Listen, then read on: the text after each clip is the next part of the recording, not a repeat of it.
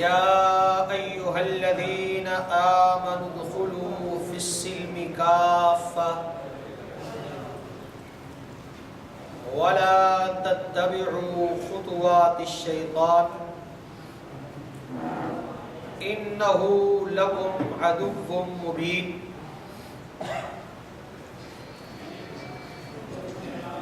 वक़ाल अन्नबिय्यु सल्लल्लाहु अलैहि वसल्लम मन तशब्बह बिक़ौमिन फ़हुव मिन्हुम।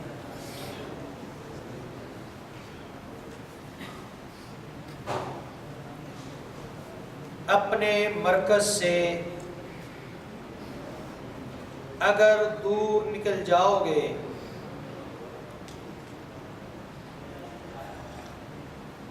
अपने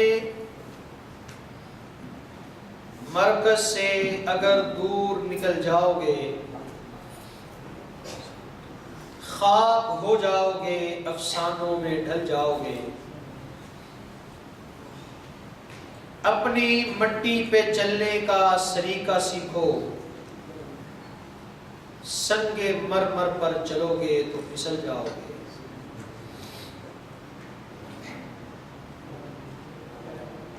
हज़रात, इस्लाम अल्लाह रब्बुल इज़्ज़त का उसके बंदों के लिए आखिरी दीन है, आखिरी सिस्टम है, आखिरी निज़ाम है।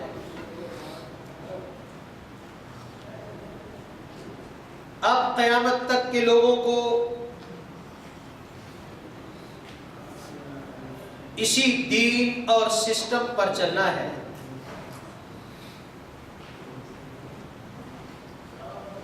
इसके अलावा कोई भी दीन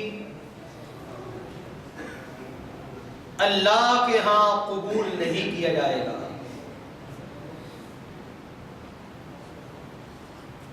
हम सब लोग ये समझते हैं, हर आदमी ये जानता है कि हमारे दीन का नाम इस्लाम है, लेकिन एक चीज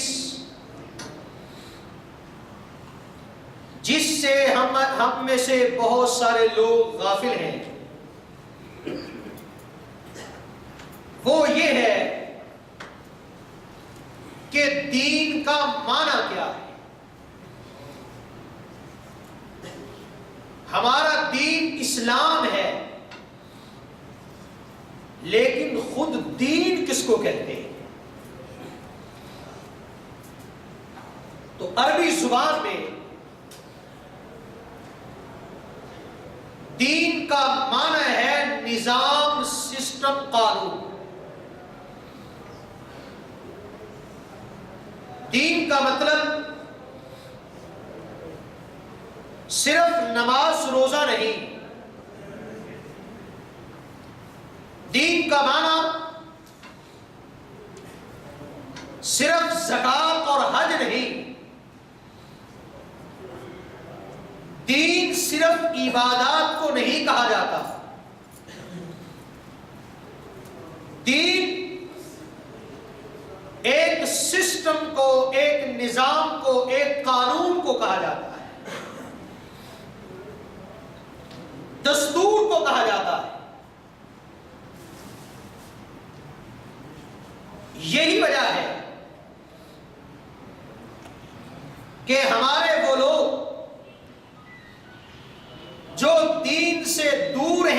तो दूर हैं, जो दीनदार हैं, दीन पर आमिल हैं, वो भी दीन को सिर्फ नमाज और रोजे या चंद हलाल और हराम चीजों तक महदूद समझते हैं। जहां हलाल हराम की बात आएगी वहां वो दीन को देखेंगे। इसके अलावा वो दीन को दीन नहीं समझते। इसकी बड़ी मिसाल यह है कि हमारे यहां बेटी या बेटे की शादी हो तो कोई क्या गुजरा मुसलमान भी निकाह के बगैर बीवी को घर में नहीं लाता।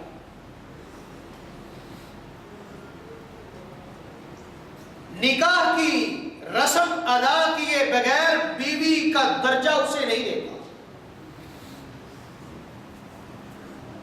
लेकिन जरा देखें, शादी के दीगर मामला, क्या उसमें मौलवी की बात मानी जाती है? शादी होती है, उसमें कई तरह के रस्म रिवाज होते हैं। गांव का, मोहल्ले का मौलवी पीटता रहता है कि ये गलत है, ऐसा ना करो, ये करो, वो करो। मौलवी साहब की कोई बात मानने के लिए तैयार नहीं होता।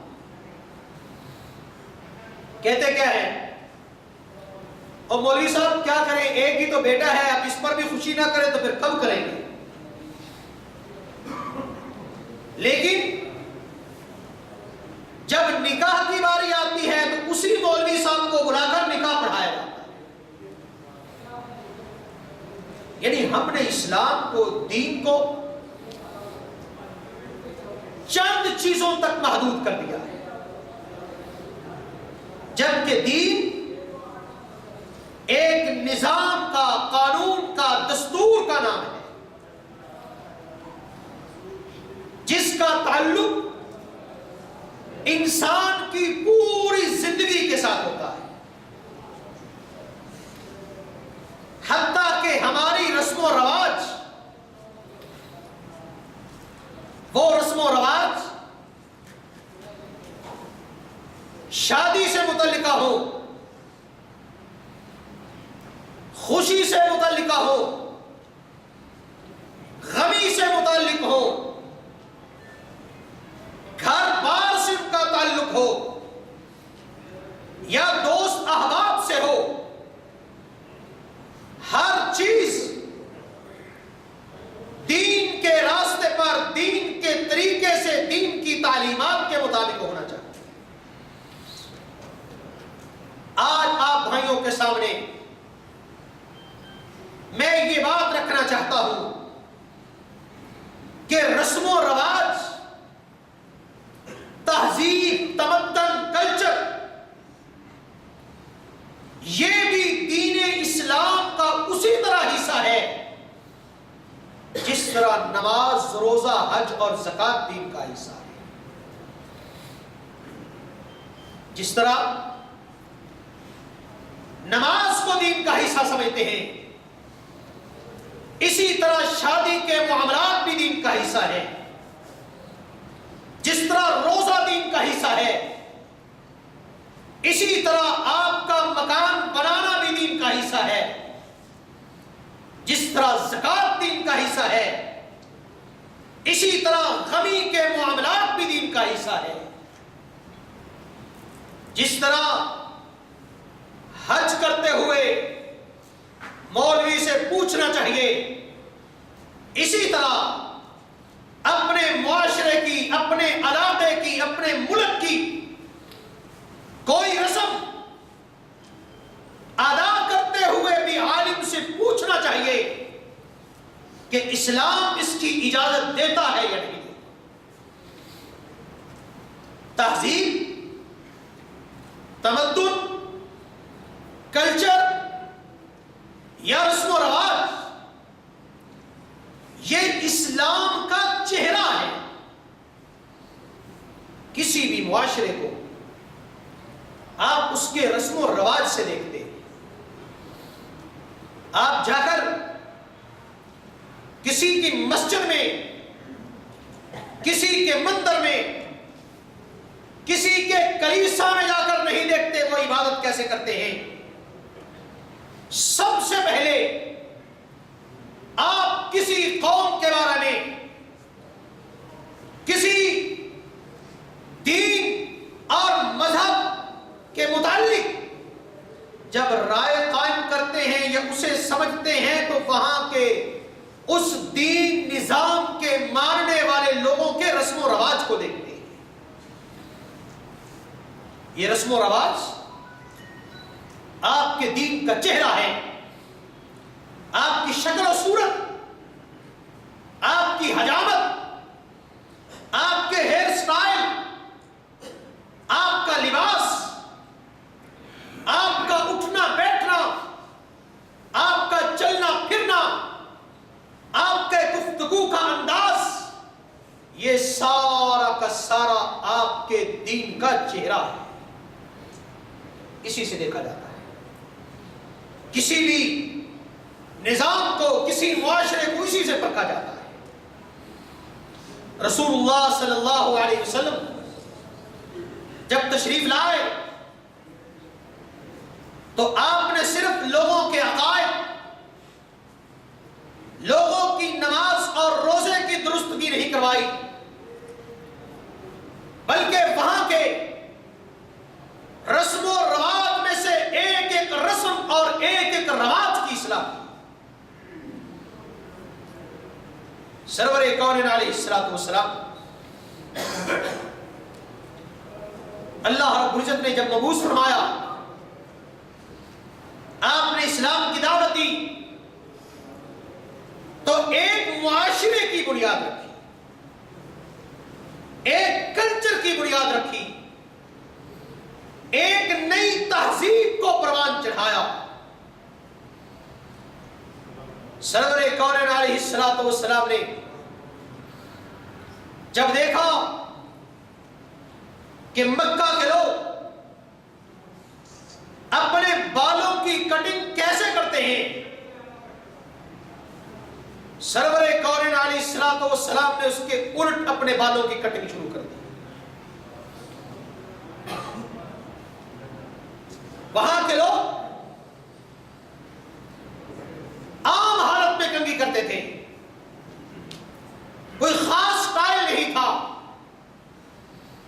सरवर कौनैन ने पीछे को कंघी करनी शुरू कर दी।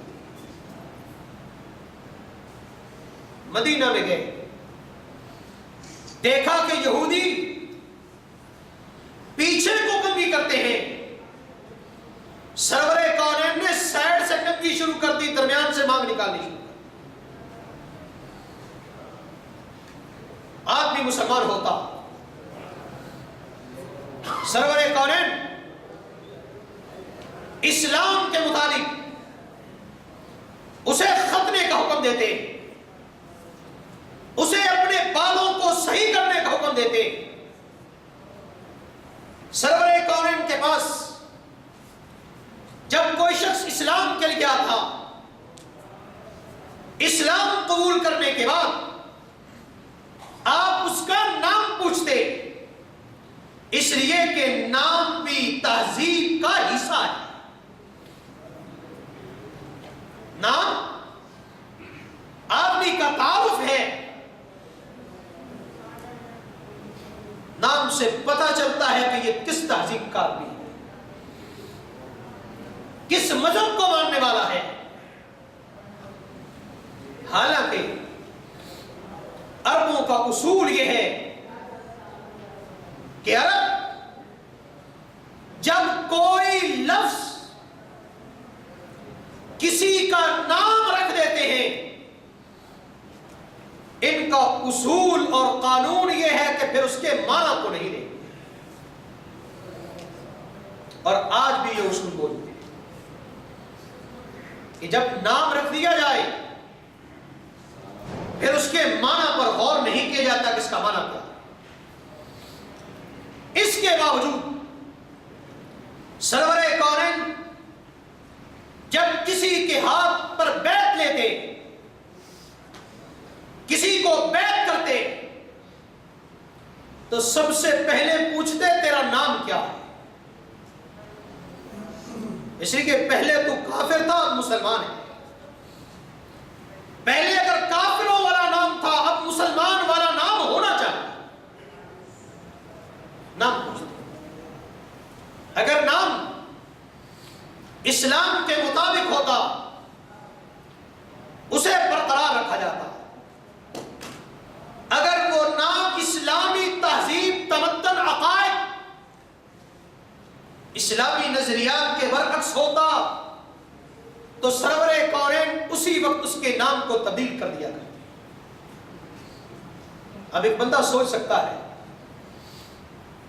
कि जी नाम में क्या रखा है, बालों की स्टाइल में क्या रखा है। हमारे बहुत सारे भाई कह देते हैं और जी इस्लाम सारा का सारा दाढ़ी में तो नहीं है। हां, मैं मानता हूं इस्लाम दाढ़ी में नहीं है, इस्लाम दाढ़ी में नहीं। हमारे पाकिस्तान में एक मशहूर आलिम अमीन अहसन इस्लाही, उन्होंने अपनी किताब में लिखा, जब मैं अपने उस्ताद के पास पढ़ता था तो मेरी शलवार टखनों से नीचे रहती थी, जिस तरह हमारे जवानों की रहती है। उस्ताद ने कहा, बेटा अपनी शलवार टखनों से ऊंची करो। मैंने भी वही जवाब दिया जो लोग देते हैं। मैंने कहा, उस्ताद जी इस्लाम मेरी शलवार के पांचे में तो नहीं है। उस्ताद खामोश हो गए। फिर एक दिन कहा, फिर मैंने वैसा ही जवाब दिया। फिर एक दिन कहा, जब मैंने वैसे ही कहा तो फरमाया, बेटा इधर आओ मेरी बात सुनो। जमीन पर बैठ गया, हवा चल रही थी। उस्ताद ने जमीन से एक चुटकी मिट्टी उठाई और हवा में हाथ को बुलंद करके उसको छोड़ दिया। वो मिट्टी, एक चुटकी मिट्टी हवा के रुख में उठ गई। तो मुझे कहने लगे, बेटा इस एक चुटकी मिट्टी से क्या पता चला? हवा तो किसी ने देखी नहीं। तो मैंने कहा, उस्ताद जी इससे पता यह चला कि हवा, दुनिया की हवा का रुख किस साइड पे। छोटी सी एक चुटकी मिट्टी, क्या पता चला कि हवा का रुख किधर है, हवा किधर को चल रही है। तो फरमाया, बेटे इस्लाम तेरी शलवार के पांचे में तो नहीं है, लेकिन ये तेरा पांचा बताता है कि तेरे ज़हन का रुख किस साइड पे है। ये बताता है। एक आदमी दाढ़ी रखी हुई, मूंछें भी पूरी, लंबे बाल, हाथ में कड़ा पहना हुआ, दूसरे हाथ में कृपान पकड़ी हुई, उसको देखकर आप क्या समझेंगे पूछना पड़ेगा। एक आदमी, उसने अपने गले में सलीब लटकाई, सलीब लटकाई, क्या उससे पूछेंगे? पूछने की जरूरत पड़ेगी? आप देखकर कहेंगे कि ये ईसाई आप। और एक शख्स दाढ़ी रखी हुई, मूछें कटी हुई, सर पे टोपी, मस्जिद की तरफ जा रहा है, उससे भी पूछने की जरूरत। लेकिन आम हमारे मुसलमान, आज हालत यह है कि मुसलमानों से पूछना पड़ता है। हम दावत के लिए जाते हैं, कई दोस्तों को मिलते हैं, वल्लाह पूछना पड़ता है कि आप मुस्लिम हो या गैर मुस्लिम। क्यों? उनके चेहरे पर इस्लाम का तारुफ नहीं, उनका लिबास इस्लाम की नुमाइंदगी नहीं करता, उनके बोलने और मिलने का अंदाज उसके इस्लाम की निशानदही नहीं करता। इसलिए पूछना पड़ता है कि तुम मुसलमान हो या कुछ और। अब एक और है, दाढ़ी मुड़ी हुई, पैंट शर्ट पहनी हुई, सर के बाल टेढ़े कंघी किए हुए। इसको भी देखकर बता सकते हो ये कौन है? आपको पूछना पड़ेगा कि साहिब आप कौन हैं? तो अजीजों, मुसलमान ऐसा नहीं होता। मुसलमान हर मामले में इस्लाम का नुमाइंदा होता है। अल्लाह रब्बुल इज्जत ने अपने नबी मुहम्मदुर रसूलुल्लाह सल्लल्लाहु अलैहि वसल्लम और आपके सहाबा की निशानी अलामत बयान करते हुए, उनका तरीका कार बयान करते हुए फरमाया, मुहम्मदुर रसूलुल्लाह वल्लज़ीना मअहू अशिद्दाउ अलल कुफ्फार रुहमाउ बैनहुम। मुहम्मदुर रसूलुल्लाह सल्लल्लाहु अलैहि वसल्लम और आपके साथी, उनकी पहली अलामत यह है कि वो काफिरों के मामले में सख्त है। काफिरों के मामले में सख्त है और आपस में मुसलमानों के मामले में नरम है। अब काफिरों के मामले में सख्ती का माना क्या है? कि जहां कोई काफिर मिलता था उसको कत्ल कर देते थे। उलमा ने लिखा इसका माना यह है कि नबी के साथी कभी काफिरों से मुतासिर नहीं होते। सहाबा कभी काफिरों की किसी चीज से मुतासिर नहीं। और हम अपने दीन से इतने दूर हैं, अपनी तहजीब से इतने नवाकिफ हैं, हमारा कोई मरकज नहीं, हम हर शोहरत वाले आदमी से मुतासिर हो जाते हैं, हर शोहरत वाले से। हिंदुस्तान में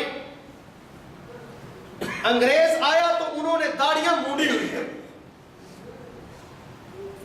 हमारे लोगों ने मूंडी शुरू कर दी।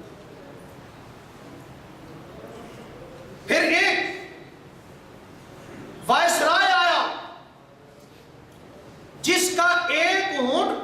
था, एक होंठ कटा हुआ था। उसको छुपाने के लिए, उसकी वजह से वो अपनी मूछें भी मूंढता था। उसको देखकर हमारे दाढ़ी मूंढने वाले लोगों ने मूछें भी मूंढना शुरू कर दी। और नाम क्या रखा? कलील शेख। और जानते हो ईसाइयों ने दाढ़ी मुंडानी क्यों शुरू की? यह भी एक किस्सा है और हमारे लिए रोने का मुकाम है। 1902 में ईसाइयों के पोप ने पूरी दुनिया का दौरा किया। उस वक्त आधी से ज्यादा दुनिया पर बर्तानिया की हुकूमत थी। पोप ने बर्तानिया के 9 आबादियाती इलाकों का दौरा किया, दूसरे मुल्कों में गया। जब वापस आया उसने एक सेमिनार किया, पादरियों को बुलाया और अपने सफर की रोदात और तासुरात उनके सामने रखे। और उसमें उसने कहा कि जब मैं मुख्तलिफ मुल्कों में गया, मुख्तलिफ लोगों से मिला, मैं पहचान नहीं सकता था कि ईसाई कौन है और मुसलमान कौन है। मैं ये चाहता हूं हमें ऐसी तहजीब, ऐसा तरीकाकार, ऐसा कल्चर मुतारिफ करवाना चाहिए कि दूर से पता चले कि ये ईसाई आ रहा है। पादरियों ने पूछा उसके लिए हमें क्या करना चाहिए? कहा मेरा मशवरा यह है कि आज के बाद कोई ईसाई दाढ़ी नहीं रखेगा। ये निशानी, ये अलामत किसकी? मुसलमान होने की, किस क्या होने की? ईसाई होने की। ये अलामत होगी, हम देख कर बता सकेंगे, हमें पता चल जाएगा कि ये ईसाई है, मुसलमान नहीं है। लेकिन लोगों की खराबी ये है, जिनके पास अपना मरकज नहीं होता, अपनी तहजीब नहीं होती, वो इसी तरह होते हैं जिस तरह हवा में उड़ता हुआ इंसान, हवा में उड़ता हुआ शापर होता है कि जिधर हवा आएगी उधर को उड़ जाएगा, उसका मरकज नहीं होता। इंसान की खराबी यह है कि वो हमेशा जिसकी हुकूमत में रहता है उससे मुतासिर होता है। ईसाइयों ने अपने पोप के इस हुक्म के बाद दाढ़ियां मुंडानी शुरू कर दी। हालांकि ईसाई मजहब में भी दाढ़ी मुंडाने का तसव्वुर नहीं है, तुमसे अलग होने के लिए, अपनी पहचान के लिए, अपने तशख्खुस के लिए, अपने तारुफ के लिए। हमने कहा तुम जाओगे कहां? तुम हमें छोड़ दोगे, लेकिन हम तुम्हें छोड़ने के लिए तैयार नहीं। हमारे लोगों ने भी दाढ़ी मुंडवानी शुरू कर दी। फिर वो वायसराय आया जिसका एक होंठ कटा हुआ था, वो उसकी वजह से अपनी मूछें भी काटता था। लोगों ने अपनी मूछें भी काटनी शुरू कर दी। लोगों ने अपना लिबास छोड़कर उसका लिबास अपनाया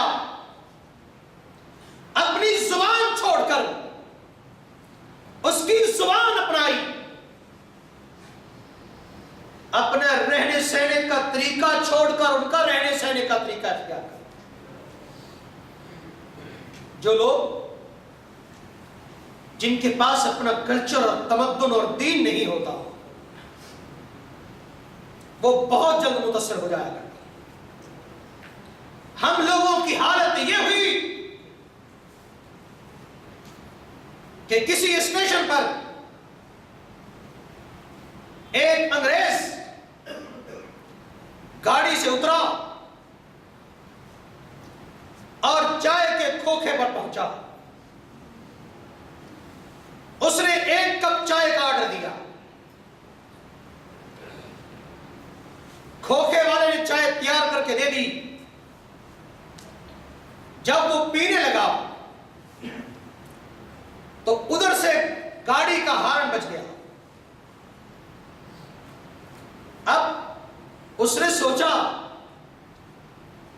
अगर चाय छोड़ता हूं तो इतने पैसे जाया हो जाएंगे, और चाय पीता हूं तो गाड़ी निकल जाए। अब क्या करूं? उसी दुकान पर साथ बर्फ पड़ी थी, उसने बर्फ तोड़ी, कप में डाली, चाय को ठंडा किया और पी गया। कुछ हमारे हिंदुस्तानी लोग देख रहे थे, मुसलमान देख रहे थे। उन्होंने कहा, लगता है ये चाय पीने का कोई नया रवाज आया है। ये भी रवाज है। गाड़ी में बैठ गए। गाड़ी में चाय वाला आया। ये कहने लगे, भाई तुम्हारे पास बर्फ है? उनका, भाई मैं चाय बेचता हूं, बर्फ नहीं बेचता। उसने कहा, बर्फ होगी तो चाय तुझसे खरीदेगा, वरना नहीं खरीदेगा। उसने कहा, चाय और बर्फ का क्या ताल्लुक? कहने लगे, अभी हमने एक अंग्रेज को देखा है, वो चाय में बर्फ डाल के पी रहा है। ये हमारी हालत। हम लोग अंधों की तरह, जिस तरह हमने अपने दीन को छोड़ा, हम अपने रब से दूर हुए, अपने अकीदे को छोड़ा, हमने अपनी तहजीब को भी छोड़ दिया। और जब तहजीब को छोड़ा तो अल्लाह रब्बुल इज्जत के साथ जो हमारा आखिरी राब्ता था, अल्लाह ने भी उसको छोड़ दिया। नबी मुकर्रम हजरत मुहम्मद रसूलुल्लाह सल्लल्लाहु अलैहि वसल्लम ने इबादत में, मुआमलात में, तहजीब में, तमद्दुन में, कल्चर में, हर मामले में काफिरों की मुखालफत की और अपना कल्चर मुतारिफ करवाया, अपनी तहजीब मुतारिफ करवाई, अपने रस्म और रवाज मुतारिफ करवाया। नबी अलैहिस्सलातु वस्सलाम ने मदीना में देखा कि यहूदी 10 मुहर्रम का रोजा रखते हैं। सरवरे कौनैन भी दीन इब्राहिमी का एक हुक्म समझकर 10 मुहर्रम का रोजा रखते थे। जब मदीना में तशरीफ ले गए, देखा कि यहूदी भी 10 मुहर्रम का रोजा रखते हैं। रोजा तो रोजा है, इबादत तो इबादत है, लेकिन फरमाया कि यहूदियों की मुखालफत करते हुए उनसे अपनी अलग पहचान के लिए आइंदा साल में 2 रोजे रखा। रोजा तो रोजा था। आइंदा साल 9 मुहर्रम का रोजा भी रखूंगा और 10 मुहर्रम का रोजा भी। हालांकि रोजा तो रोजा है, लेकिन सरवरे कौनैन ने फर्क किया। यहूदी और ईसाई बैतुल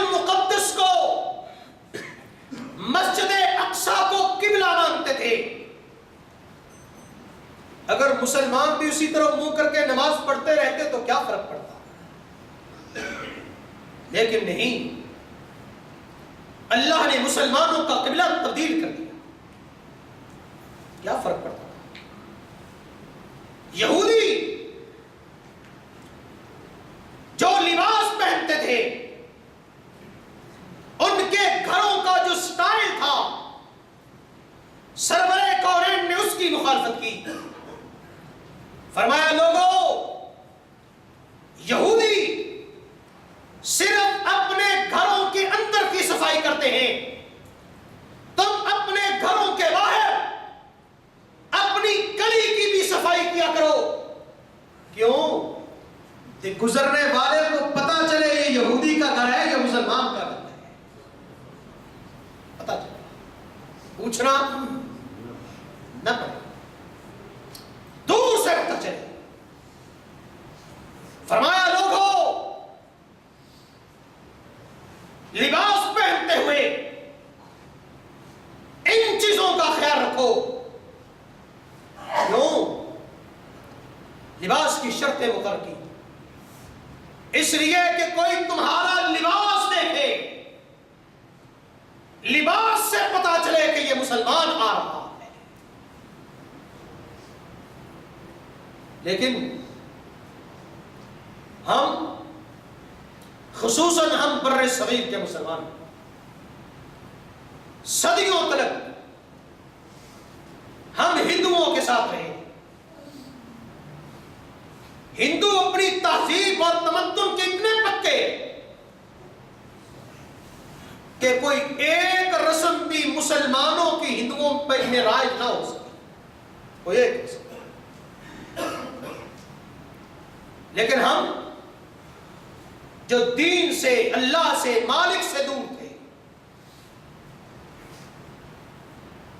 हमारी पूरी जिंदगी हिंदुओं की रस्मों में ढल गई, पूरी जिंदगी। हत्ता कि एक वक्त आया,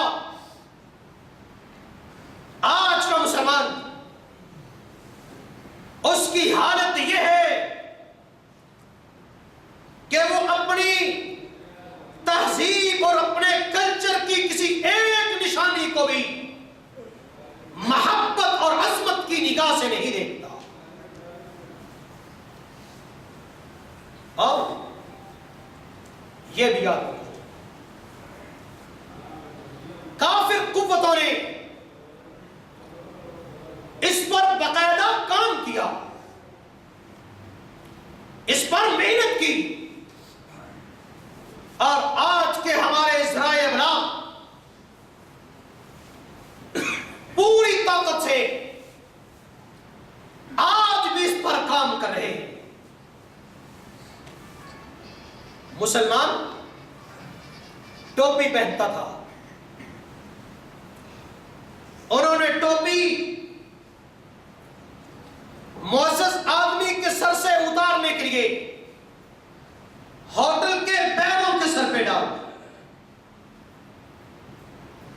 खलीफा मुसलमानों में, मुसलमानों का बादशाह, मुसलमानों के लिए एहतराम और इज्जत की अलामत हुआ करता था। लेकिन उन्होंने खलीफा किसको कहना शुरू कर दिया? बाल काटने वाले खलीफा बना दिया। जब बाल काटने वाले को खलीफा बनाया, आपके दिल के अंदर से खलीफा की अजमत खत्म हो गई। होटल के बैरों ने, मुलाजिमों ने टोपी ली, आपके सरों से उतर गई। और लोगों ने हमारे हीरोज, उनको हमारी निगाहों में जलील करने के लिए, उनका वो वकार खत्म करने के लिए उनके नामों को गलत इस्तेमाल किया। सुल्तान टीपू इस्लामी तारीख का अजीम हीरो है, लेकिन अंग्रेजों ने टीपू अपने कुत्तों के नाम रखे। आपने कभी यह जुर्रत नहीं की। उन्होंने अपने कुत्तों के नाम टीपू रखे। नतीजा यह हुआ कि आज का मुसलमान सुल्तान टीपू के नाम से भी नवाकिफ है, नहीं जानता। बर्बर वो कौम थी जिन्होंने उस वक्त मुसलमानों को, इस्लाम को सहारा दिया था, जब मुसलमान अंदलुस के सहराओं में मिट रहे थे। इस्लामी तहजीब डूब रही थी। बर्बर कौम उठी, उन्होंने अपने जोरे बाजू से, अपनी ताकत से, अपनी जुर्रत से इस्लाम को कंधा दिया, डूबती हुई तहजीब को उठाया, दम तोड़ते हुए मुसलमानों को हौसला दिया। और आज वही मुसलमान अपनी तहजीब से नवाकिफ। बर्बर किसको कहता है? बर्बर किसको कहते हैं? बाल काटने वाले। और बर्बरियत किसको कहते हैं? जुल्म करने वाले, जुल्म करने वालों को आप बर्बरियत का नाम देते हो, जबकि बर्बर तो आपके मौसम थे, आपके आबाओ अजदाद थे, आपके मौसम थे। आज हमारी हालत यह है कि मुसलमान दुनिया की क़यादत नहीं कर रहे, बल्कि दुनिया के पीछे पीछे चल रहे। और हालत यहां तक पहुंच गई कि यूरोप और मगरिब के लोग जहां से मुड़ के वापस आ रहे हैं, उनका खानदानी निजाम टूटा, वो उसको दोबारा जोड़ने की कोशिश कर रहे हैं। उनकी औरत घर से निकली, वो अपनी औरत को दोबारा घर में लेके जा रहे हैं। उनके अंदर अक्लमंद, ज़हीन, फहाशी और उरियानी पर अपनी निकली हुई कौम को वापस लेके जा रहे हैं, और हम उनके पीछे पीछे अभी उस तरफ चल रहे हैं। आज हमारी हालत यह है कि वो दीन जिसने आपको इज्जत बख्शी थी, जिसने आपको मुकाम बख्शा था, आज मुसलमान उस दीन का नाम लेने में शर्म महसूस करता है। और लोग बड़े वाज़ेह तौर पर कहते हैं, आज कोई ये नहीं कहता कि इस्लाम पर चलने वाला मुसलमान होता है। क्या कहते हैं? इस्लाम पर चलने वाला मौलवी होता है। हालांकि इस्लाम पर चलने वाला कौन होता है? मुसलमान होता है। और आज का मुसलमान फख्र से कहता है कि मैं कोई मौलवी नहीं हूं, मैं कोई इंतहा पसंद नहीं हूं, और जी हम इतने मजहबी नहीं हैं। और बदबख्त तो इतना मजहबी नहीं है तो फिर है क्या? हम अंधे लोग जो जो शख्स अपने दीन से दूर होता है वो अंधा हो जाता है। कुरान रोशनी है, कुरान अल्लाह की हिकमत है, अल्लाह की निगाह है। जो इसको पढ़ता है वो गोया कि अल्लाह की नजर से देखता है। जब आपने इसको छोड़ा तो हर चीज आपके सामने खत्म हो गई, चारों तरफ अंधेरा छा गया। और अंदाज होता है वो जब किसी का हाथ पकड़ता है तो वो ये नहीं देखता ये बच्चा है या बड़ा है। हिंदू जिस तरह शादियां करते थे हमने वैसी शादियां करनी शुरू कर दी। गमी में हिंदुओं की जो रस्म और रवाज थे हमने वो अपनाने शुरू कर दिए। आज कितने मुसलमान हैं जो थूकते हुए क़िबले का ख्याल नहीं करते। हालांकि सुनन अबी दाऊद में हदीस है कि एक शख्स को रसूलुल्लाह सल्लल्लाहु अलैहि वसल्लम ने क़िबला की तरफ थूकते हुए देखा। क़िबले की, वो अपने मोहल्ले की मस्जिद का इमाम था, आलिम था, लोगों को इमामत करवाता। जब सरवरे कौनैन ने ये देखा उसको इमामत से माजूल कर दिया कि तुम क़िबले की तरफ थूक रहे हो। लेकिन मुसलमान थूकते हुए कभी ख्याल नहीं करता, बल्कि मैं दावे से कहता हूं कि 1000 में से लाख में से एक मुसलमान होगा जिसको इस मसले का पता होगा। लेकिन कुतुब सितारे की तरफ पांव नहीं करने ये हर मुसलमान को पता है, हर मुसलमान को। चारपाई की पांदी कुतुब सितारे की तरफ नहीं करनी। बच्चे को भी पता है, औरत को भी पता है। क्यों? इसलिए कि हिंदू सितारों की ताजीम करते थे। वो सितारों की ताजीम हम में भी आ गई।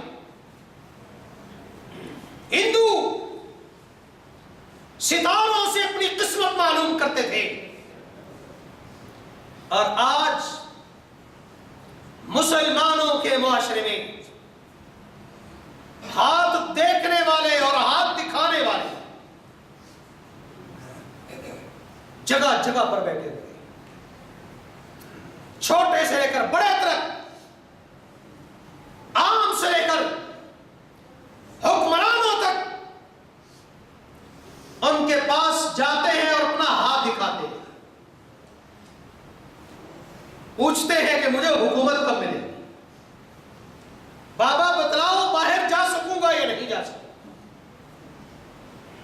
आज हमने हमारी जुबान के अल्फाज हैं जो बतलाते हैं कि हम सितारों की ताजीम करते हैं। इसकी किस्मत का सितारा, इसका सितारा बड़ा उरूज पर है। और हमने अपनी जुबान में, अपनी तहजीब में सितारे को कितना दखल दे दिया कि आज हम जब मेयार मुकर्रर करते हैं तो सितारों से मुकर्रर करते हैं। ये 4 स्टार होटल है, ये 5 स्टार है, ये 7 स्टार है। क्या मतलब?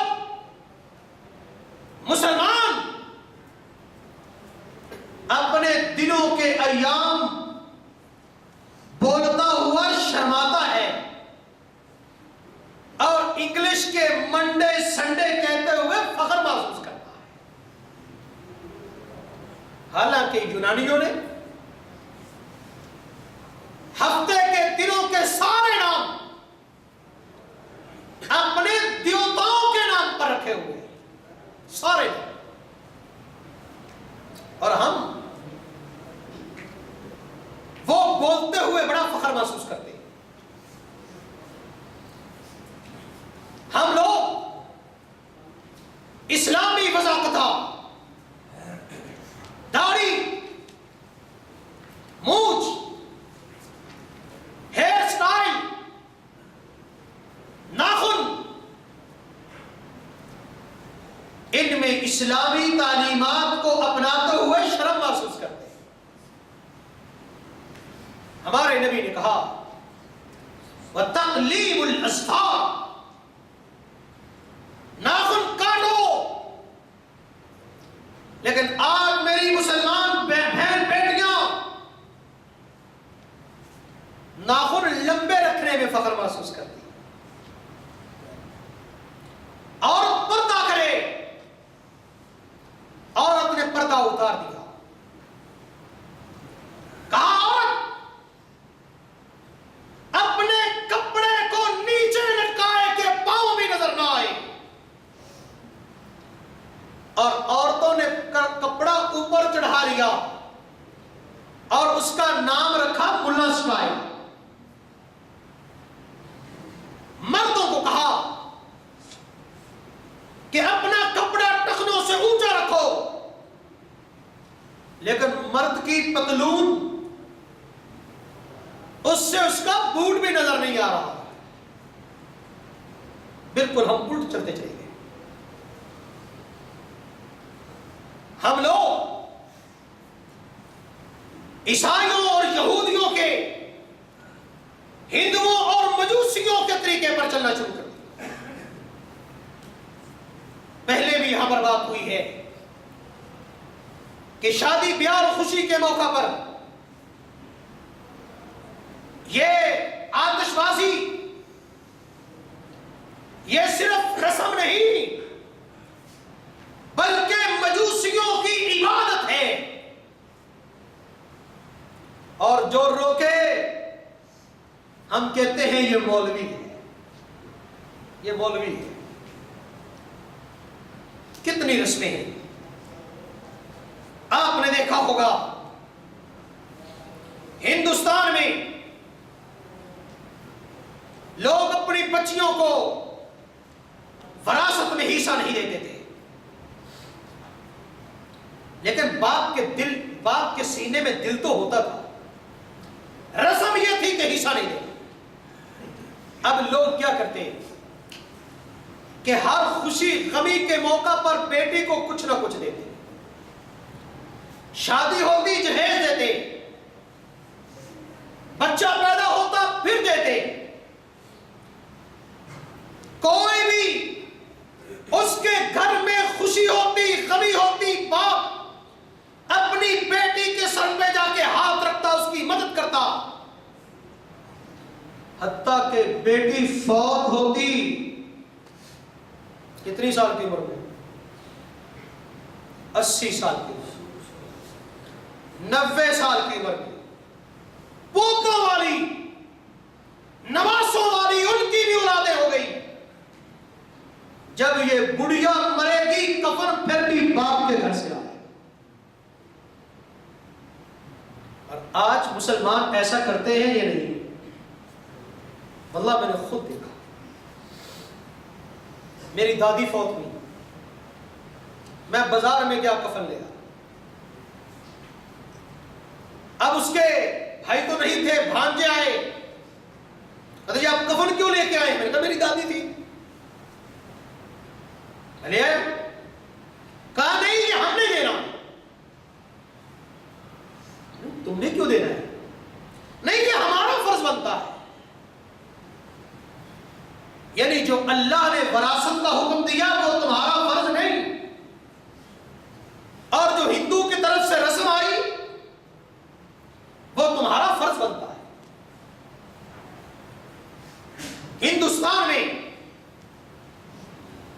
चीचक की बीमारी आम थी, ये मुंह पे दाने निकल आते हैं।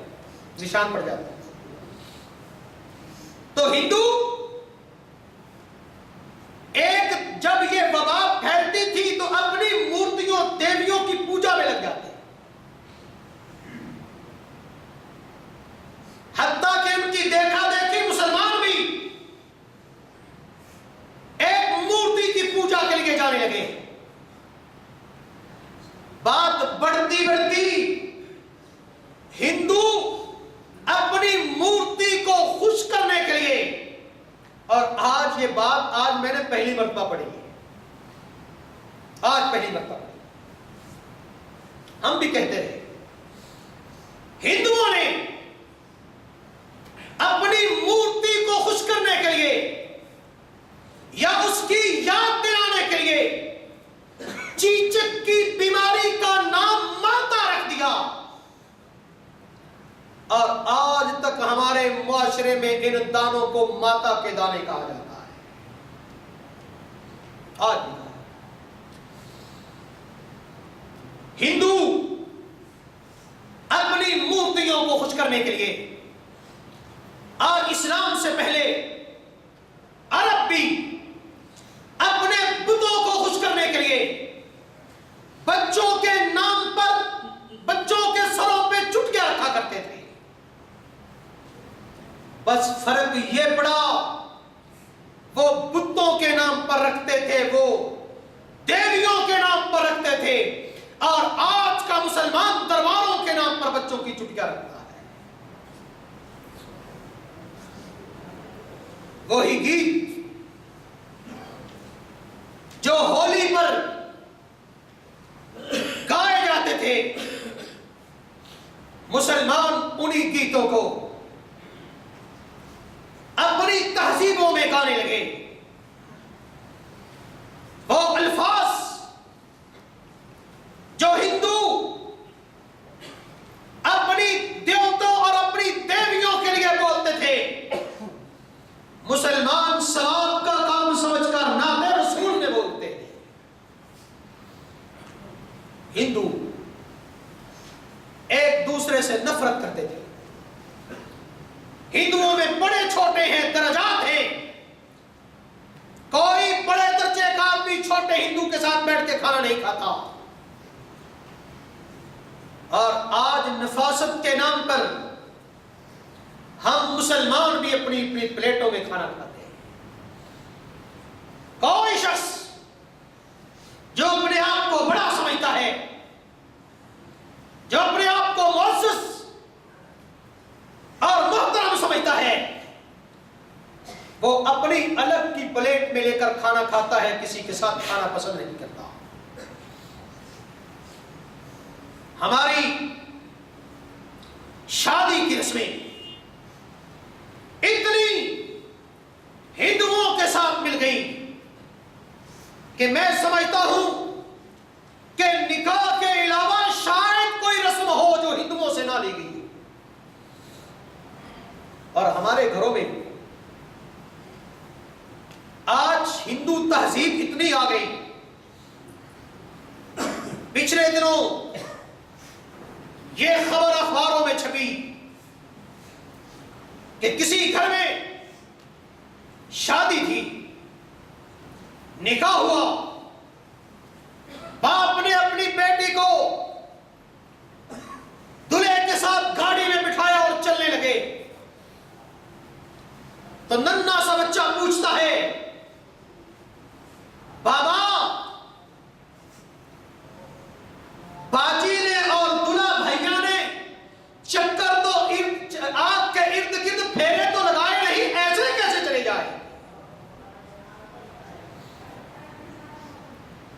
एक घर में फौतगी हुई। बच्चा पूछता है, बाबा, दादी की अर्थी को आग कब देनी, आग कब लगानी, इसको जलाना कब है? उसको नहीं पता कि मुसलमान दफन करते हैं, क्योंकि आपका टीवी नहीं दिखाता। उसको नहीं पता कि शादी में निकाह होता है इसलिए कि आपका टीवी नहीं दिखाता। हां, उसे पता है, तो यह पता है कि आपके इर्द गिर्द फेरे लगाए जाते हैं, क्योंकि वो आपका टीवी दिखाता है, आपकी फिल्में दिखाती हैं, आपके घर में पड़ा हुआ उस्ताद सिखाता है। अजीजों, ये रस्म और रवाज इस्लाम है। शुरू में जो मैंने आयत पढ़ी, अल्लाह रब्बुल इज्जत ने फरमाया, या अय्युहल्लज़ीना आमनु दुखुलू फिस्सिल्मि काफ़ा, ए ईमान वालों, इस्लाम में पूरे पूरे दाखिल हो। ईमान वालों, क्या वो ईमान वाले नमाज नहीं पढ़ते थे, रोजा नहीं रखते थे? नहीं। इसका मतलब ही यह है कि अपनी तहजीब को, अपने तमद्दुन को, अपने कल्चर को, अपने रस्मों रवाज को इस्लाम के मुताबिक ढाल लो। और सरवरे कौनैन ने फरमाया, मन तशब्बह बिकौमिन फहुव मिन, जो किसी की मुशाहबत करेगा, जिस कौम की मुशाहबत करेगा, क़यामत के दिन उसी के साथ उठाया जाएगा। क्या सहाबा से आप यह तवक्को रखते हैं? क्या वो नमाज दूसरों के तरीकों पर पढ़ते थे? क्या हज मुशरिकों के तरीके पर करते थे? नहीं। इन्हीं रस्म और रवाज की बात की कि जो रस्म और रवाज में गैर कौमों का तरीका इख्तियार करेगा, क़यामत के दिन उन्हीं के सफ में खड़ा होगा। अजीजों, अपनी भी इस्लाह कीजिए, अपने बच्चों की इस्लाह कीजिए। उनकी इस्लाह आपकी जिम्मेदारी है, आप पर फर्ज है। अपने घर वालों को दीन सिखाइए, खुद दीन पर चलिए, नमाज रोजा भी दीन के मुताबिक, और शादी ब्याह भी, हजामत, लिबास, रहन सहन, खाने पीने का तरीका, यह भी इस्लाम के मुताबिक होना चाहिए, तभी निजात है। वगरना नमाजें पढ़ने के बावजूद, हज करने के बावजूद, अगर हम पूरे इस्लाम को नहीं अपनाएंगे तो आधा अधूरा इस्लाम अल्लाह को कबूल नहीं है। वाखिर दावाना अल्हम्दुलिल्लाह। अशहदु अन ला